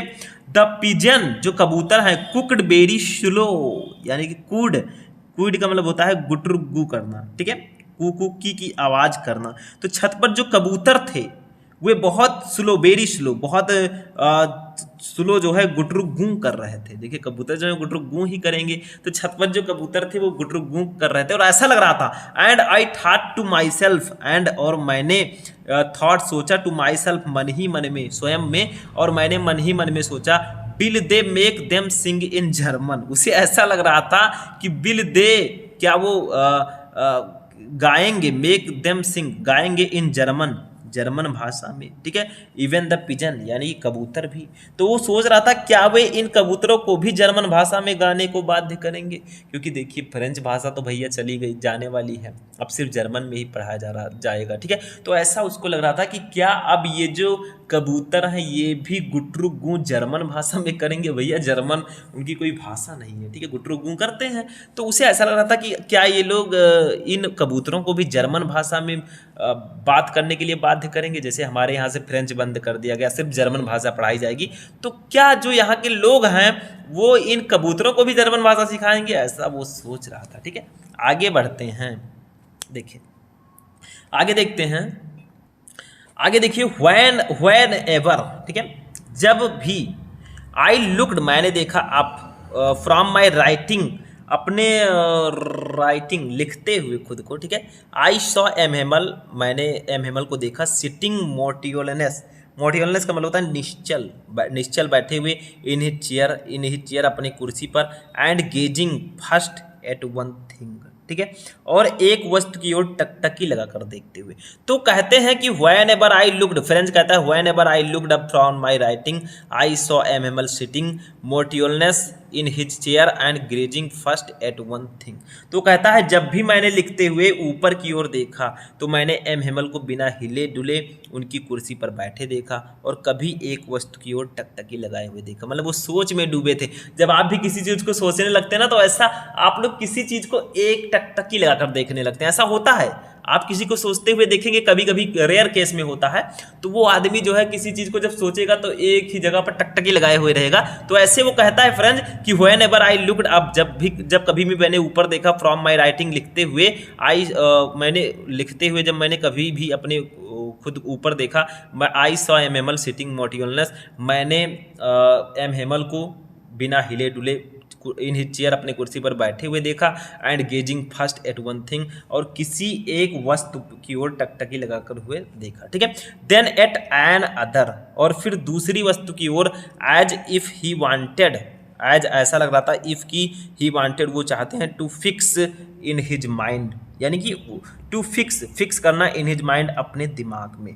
तो ऐसा लग रहा था कि दूसरी वस्तु की ओर जब देखते थे तो जैसे कि वो अपने दिमाग में ये अंकित कर लेना चाहते हैं, ये फिक्स कर लेना चाहते हैं, जस्ट कि how everything looked in that little classroom, यानी कि हाउ एवरीथिंग, कैसे सभी चीज़ें लुक्ड दिखती हैं थी, in the little school classroom, इस छोटे से स्कूल के क्लासरूम में। तो ऐसा लग रहा था कि वो जो है उस छोटे से स्कूल के कमरे में प्रत्येक वस्तु को कैसे दिखाई देती थी। फैंसी, जरा सोचो, ठीक है। For 40 years he had been there in the same place, for 40 year, लगभग 40 सालों से he had been there in the same place, वो इसी एक जगह पर थे। सोचो 40 साल से वो इसी एक जगह पर थे। विथ हिज गार्डन आउटसाइड, उनका बाहरी बगीचा था, द विंडो की तरफ, and his classroom in front of him, और जो उनका क्लासरूम था वो उसके सामने था, ठीक है। तो क्या कहते हैं कि क्या होता है कि 40 वर्षों से वो उसी स्थान पर थे जो टीचर हैं। देखिए आप कहीं 1-2 साल के लिए चले जाएं या 1-2 महीने के लिए भी चले जाएं, तो वहाँ से जब आप आएंगे 2 महीने बाद, तो वहाँ की यादें आपको बहुत ज़्यादा सताएंगी। अब भैया एम हेमल 40 साल से थे, तो सोचो उनको कितनी याद आएगी अपने स्कूल की, कितना ज़्यादा प्यार हो गया है वहाँ की हर एक चीज़ों से। वो एम हेमल से जाकर पूछो, आप जाएंगे जहाँ 20-25 साल अगर रहकर चले आएँ, वहाँ की याद आपको बहुत आएगी। ये ध्यान रखिएगा, वहाँ की हर एक चीज़ों से आपको बहुत ज़्यादा प्यार हो जाएगा, ठीक। तो वही यहाँ पर कहा जा रहा है कि जो एम हेमल हैं, उनके खिड़की के बाहर उनका बगीचा भी था, तथा उसमें उनकी कक्षा जो थे वो उनकी कक्षा थी जो उनके सामने थी, ठीक है, उसके समक्ष थी। आगे बढ़ते हैं, अब आगे देखिए, जस्ट लाइक डैट, ठीक है, जस्ट लाइक दैट। आगे देखिए ओनली द डेस्क, और क्या होता है, ओनली केवल the desk, desk and benches और बेंचेज हैड बीन, वो हुए थे वार्न स्मूथ, यानी कि घिस घिस कर चिकनी। वार्न का मतलब होता है घिसा पीटा, ठीक है। स्मूथ का मतलब होता है चिकनी। तो होता क्या है, केवल डेस्क तथा बेंच घिस घिस कर चिकनी हो गई थी। आगे देखिए the walnut trees in the garden were taller. The walnut trees, walnut का मतलब होता है अखरोट का पेड़, वॉलनट ट्रीज का मतलब अखरोट का पेड़। तो जो अखरोट का पेड़ था इन द गार्डन, बगीचे में, बियर टेलर, वो लंबे हो गए थे, ठीक है। तो क्या होता है कि अखरोट के वृक्ष पहले की अपेक्षा लंबे तथा ऊंचे थे। And windows and the hop vine, और जो होप वाइन, देखिए होप वाइन एक होती है, तो hop vine that he had planted, जो उन्होंने लगाया था हिमसेल्फ स्वयं, twined about the window to the roof. वो क्या थे, वो ट्विंड अबाउट का मतलब होता है गुथी हुई, ठीक है। ट्विंड अबाउट का मतलब होता है गुथी हुई, द विंडो खिड़की, टू द रूफ यानी कि छत, ठीक है। तो कहता है कि जो उन्होंने स्वयं होपवाइन लगाई थी वो खिड़कियों से लिपट कर छत तक पहुंच गई थी। देखिए क्या कहा गया है, window the hop vine that he had planted, जो उन्होंने स्वयं लगाई थी, ट्विंड वो गुथी हुई थी, अबाउट द विंडो तक, टू द रूफ छत तक, ठीक है। तो कहते हैं जो उन्होंने होपवाइन लगाई थी वो जो है खिड़कियों से लिपट कर छत तक पहुंच गई थी, ठीक है। How it must have broken his heart to leave it all, यानी कि हाउ कितना, इट मस्ट हैव ये होना चाहिए, ब्रोकन हिज हार्ट उनके दिल को तोड़ने के लिए, टू लीव इट ऑल इन सभी को छोड़ने पर, ठीक है। यानी कि वो कहते हैं कि इन सबको छोड़कर जाने की बात ने तो उनके दिल को ही तोड़ दिया था। मतलब वो सोच रहे थे कि इन सबको छोड़ के जाना पड़ेगा, उनका दिल टूट चुका था, भैया जब छोड़ के ना जाओ पिया मैंने तुझको ये दिल दे दिया, ठीक। मतलब वो सोच रहे थे ऐसा कि वहाँ की हर एक वस्तु जो है उनसे बहुत प्यार करते थे, वो उनसे उनके दिल से जुड़ चुकी थी, ठीक। ये गाना तो आपको मैंने थोड़ा हंसाने के लिए प्रेजेंट किया भैया, टेंशन नॉट, ठीक। आगे देखिए, प्यार से पढ़ो, जो भी पढ़ो आगे बढ़ो, ठीक। आगे देखिए पुअर मैन का मतलब होता है बेचारा, ठीक है। To hear his sister moving about in the room above. अब क्या है, जो एमएमएल की सिस्टर थी वो कपड़ा वपड़ा जो है बाकी सारी जो चीज़ें हैं उसको पैक कर रही थी। तो क्या होता है, टू हियर हिज सिस्टर, उनकी सिस्टर मूविंग अबाउट, वे ऊपर चल रही थी, द रूम छत, रूम में एबव ऊपर, ठीक है। पैकिंग दियर ट्रंक्स, यानी कि उनके जो सामान है उसको पैक कर रही थी। तो क्या कहते हैं वो, ध्यान दीजिएगा, देखिए साथ में ऊपर के कमरे में, ठीक है। His sister moving about in the room above, ऊपर के कमरे में जो है उनकी जो बहन है वो इधर उधर चलने और सामान के, पैकिंग देयर ट्रंक्स, उनके सामान के बांधे जाने की आवाज़ उन्होंने सुना, ठीक है। आवाज़ का सुनना। For they must leave the country next day, for they must यानी कि उन्हें छोड़कर जाना था द कंट्री, देश को, नेक्स्ट डे अगले दिन, क्योंकि उन्हें तो अगले दिन देश को छोड़कर जाना था। बहुत बुरा लग रहा था, उनकी बहन भी छत पर कपड़े पैक कर रही थी, उनको ये सब चीज़ें देखकर बहुत बुरा लग रहा था कि जहां मैंने 40 साल गुजारे अब इसी देश को, इसी जगह को मुझे छोड़कर जाना पड़ेगा। That's a very very very painful for M Hamel, ठीक। आगे देखिए, but he had the courage to hear every lesson to the very fast, but लेकिन ही हैड, उनके पास था, द करेज, साहस, टू हियर, सुनाने का, एवरी लेसन, हर पाठ को, टू द वेरी फास्ट, बहुत तेजी से, लेकिन उन्हें प्रत्येक पाठ को अंत तक सुनने का साहस था, हर एक पाठ को अंत तक सुनने का साहस था। आफ्टर द राइटिंग, यानी कि लेखन के बाद, बी हैड ये लेसन इन हिस्ट्री, यानी कि हमारा इतिहास का पाठ हुआ, उसी दिन कई पाठ हुए। एंड देन द बेबीज, और बाद में बच्चों ने चैंटेड, उन्होंने ऊंची स्वर में कहा, उन्होंने स्वर के साथ कहा अपना, बा बे बी बो बू, यानी कि बाबी बी बो बू बोला, ठीक है। फिर बच्चों ने क्या किया, वहाँ पे जो बच्चे थे वो बाबी बे बो बू बोला, ठीक है। वो बोलते हैं बच्चे ना बाबी बे बो, ठीक है, वो बोलते रहते हैं, मैं बोल नहीं सकता भैया, मैं बच्चा नहीं हूँ। तो after the writing we had a lesson in history, यानी कि लेखन के बाद हमारा इतिहास पर एक पाठ हुआ, ठीक है। And then the baby chanted their ba be bi बोबू, और क्या हुआ बाद में और फिर बच्चों ने स्वर के साथ अपना बा बेबी बोबू बोला, ठीक। मतलब उनकी आवाज़ें हैं, ठीक है। आगे देखिए, down there at the back of the room old Hauser had put on his spectacles and holding his primer in both hand spelled the letter with them. ठीक है, देखिए down there at the back, यानी कि कहा जा रहा है कि कमरे के पिछले हिस्से में क्या होता है, द रूम, कमरे के पिछले हिस्से में ओल्ड हाउसर, जो बूढ़े हौसर हैं, बूढ़े Hauser had put on his spectacle, वे अपने चश्मे को अपने हाथ में पकड़े हुए, हाथों में अपने चश्मे को, अपने चश्मा लगा लिया था उन्होंने। ठीक है, एंड और holding his primer in both hand, primer का मतलब क्या होता है, बच्चों को। ठीक है, और प्रथम पुस्तक को दोनों हाथों में पकड़े हुए। ठीक है, प्राइमर इन बोथ हैंड, प्रथम पुस्तक को अपने दोनों हाथों में पकड़े हुए, spelled the letter with them. ठीक है, spelled the letter with them, यानी कि वो बहुत भावुकता के साथ, ठीक है, हाथ में पकड़े हुए बच्चों को अक्षरों में बोल रहे थे। ठीक है, तो कहते हैं spelled the letter with them, बहुत बच्चों के साथ अक्षरों को बोल रहा था। यानी कि कमरे के पिछले हिस्से में बूढ़े हौसर ने अपना चश्मा लगा लिया था, जो वहाँ पे लोग बैठे थे। ठीक है, तथा अपनी प्रथम पुस्तक को दोनों हाथों में पकड़े हुए बच्चों के साथ अक्षरों को बोल रहा था। यानी कि कहा जा रहा है कि जो हौसर हैं, बूढ़े हौसर हैं, उन्होंने अपने चश्मे को हाथ में लिया था और वो लगा लिए थे।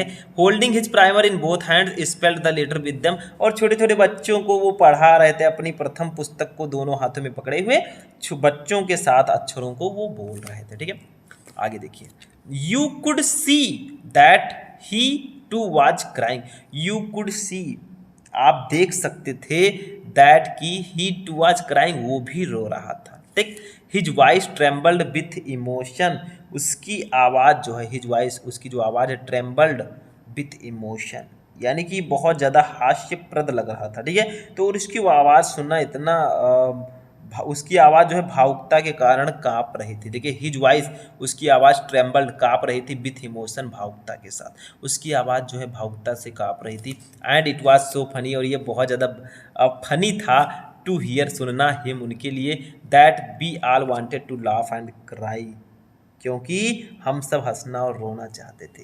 तो कहा जा रहा है यहाँ पर कि you could see that he too was crying, आप देख सकते थे कि वो बच्चे भी बहुत ज़्यादा रो रहे थे। His voice trembled with emotion, उनकी आवाज़ भावुकता के कारण काँप रही थी।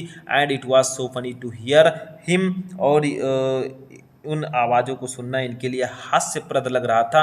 That we are wanted to laugh and cry, और हम सब हंसना और रोना चाहते थे। Ah ah, how well I remember it that the last lesson, how well, कितने अच्छे प्रकार से, आई रिमेंबर, मुझे याद हो गया, दैट द लास्ट लेसन, ये अंतिम पाठ, और वो कह रहा था कि मुझे कितने अच्छे प्रकार से यह अंतिम पाठ याद हो गया। ठीक है, अब उसे लास्ट पार्ट था, लास्ट लेसन था, बहुत अच्छे से याद हो रहा था। अपना लास्ट स्टेंजा हम लोग देखेंगे। अब लास्ट लेसन वो लोग पढ़ रहे हैं, मतलब लास्ट लेसन उनका है, लेकिन दुख हमें भी हो रहा है कि आखिर एक टीचर को अपने बच्चों को छोड़कर जाना पड़ेगा, एक बच्चे को अपने टीचर से जुदा होना पड़ेगा। That's a very emotional and very बहुत ज़्यादा प्रॉब्लम वाली बात है। दैट्स, ठीक है। All at once the church clock struck 12, all at once, अचानक क्या होता है, द चर्च क्लॉक, जो चर्च है उसमें स्ट्रक 12, उसमें 12 बज गए। अचानक चर्च की घड़ी ने 12 बज गए। ठीक है, फिर देन द एंग्लेस, एंग्लेस का मतलब क्या होता है, प्रार्थना की घंटी। ठीक है, देन तब द एंग्लेस, प्रार्थना की घंटी बजी।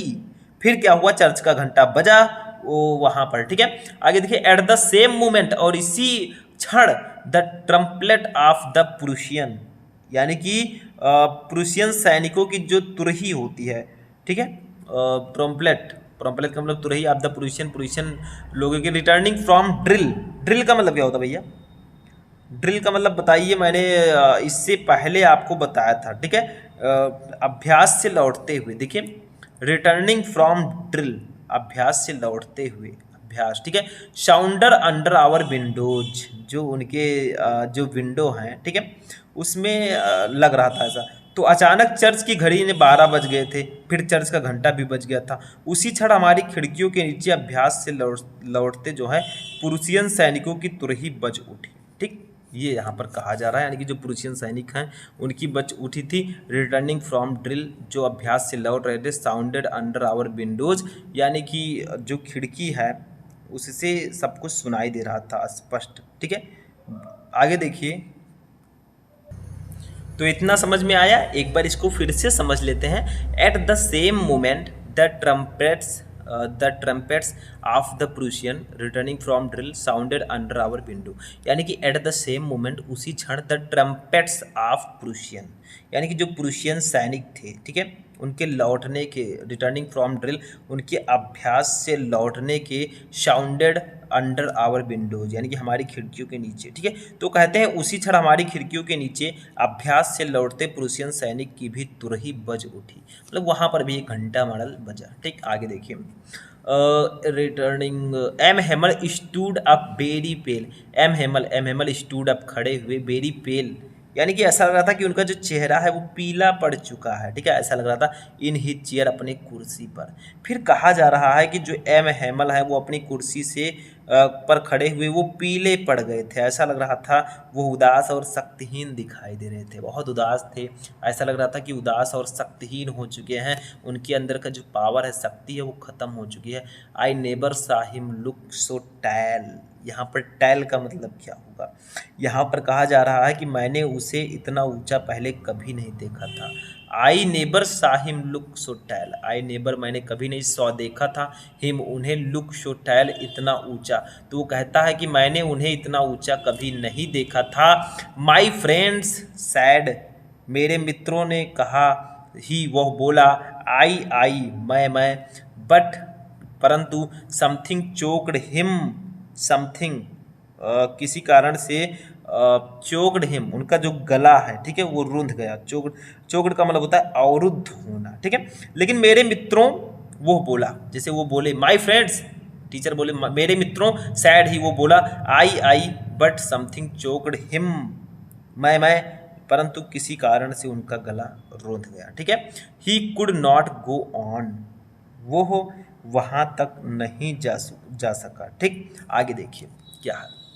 Then he turned to the black board, then, तब, ही टर्न्ड, वो मुड़े, टू द ब्लैक बोर्ड की ओर, टुक, ये पीस ऑफ चाक, टुक, रखा, ए पीस, एक पीस का मतलब होता है शांति। ठीक है, एक फिर वो क्या है, ब्लैक बोर्ड की ओर मुड़े, चौक का एक टुकड़ा लिया। देखिए, टुक, ये पीस ऑफ चाक, उन्होंने चाक का एक टुकड़ा लिया। चाक तो आपको पता ही होगा, चाक पे भी लिखकर पढ़ाया गया है आप लोगों को, जब छोटे छोटे थे आप लोग।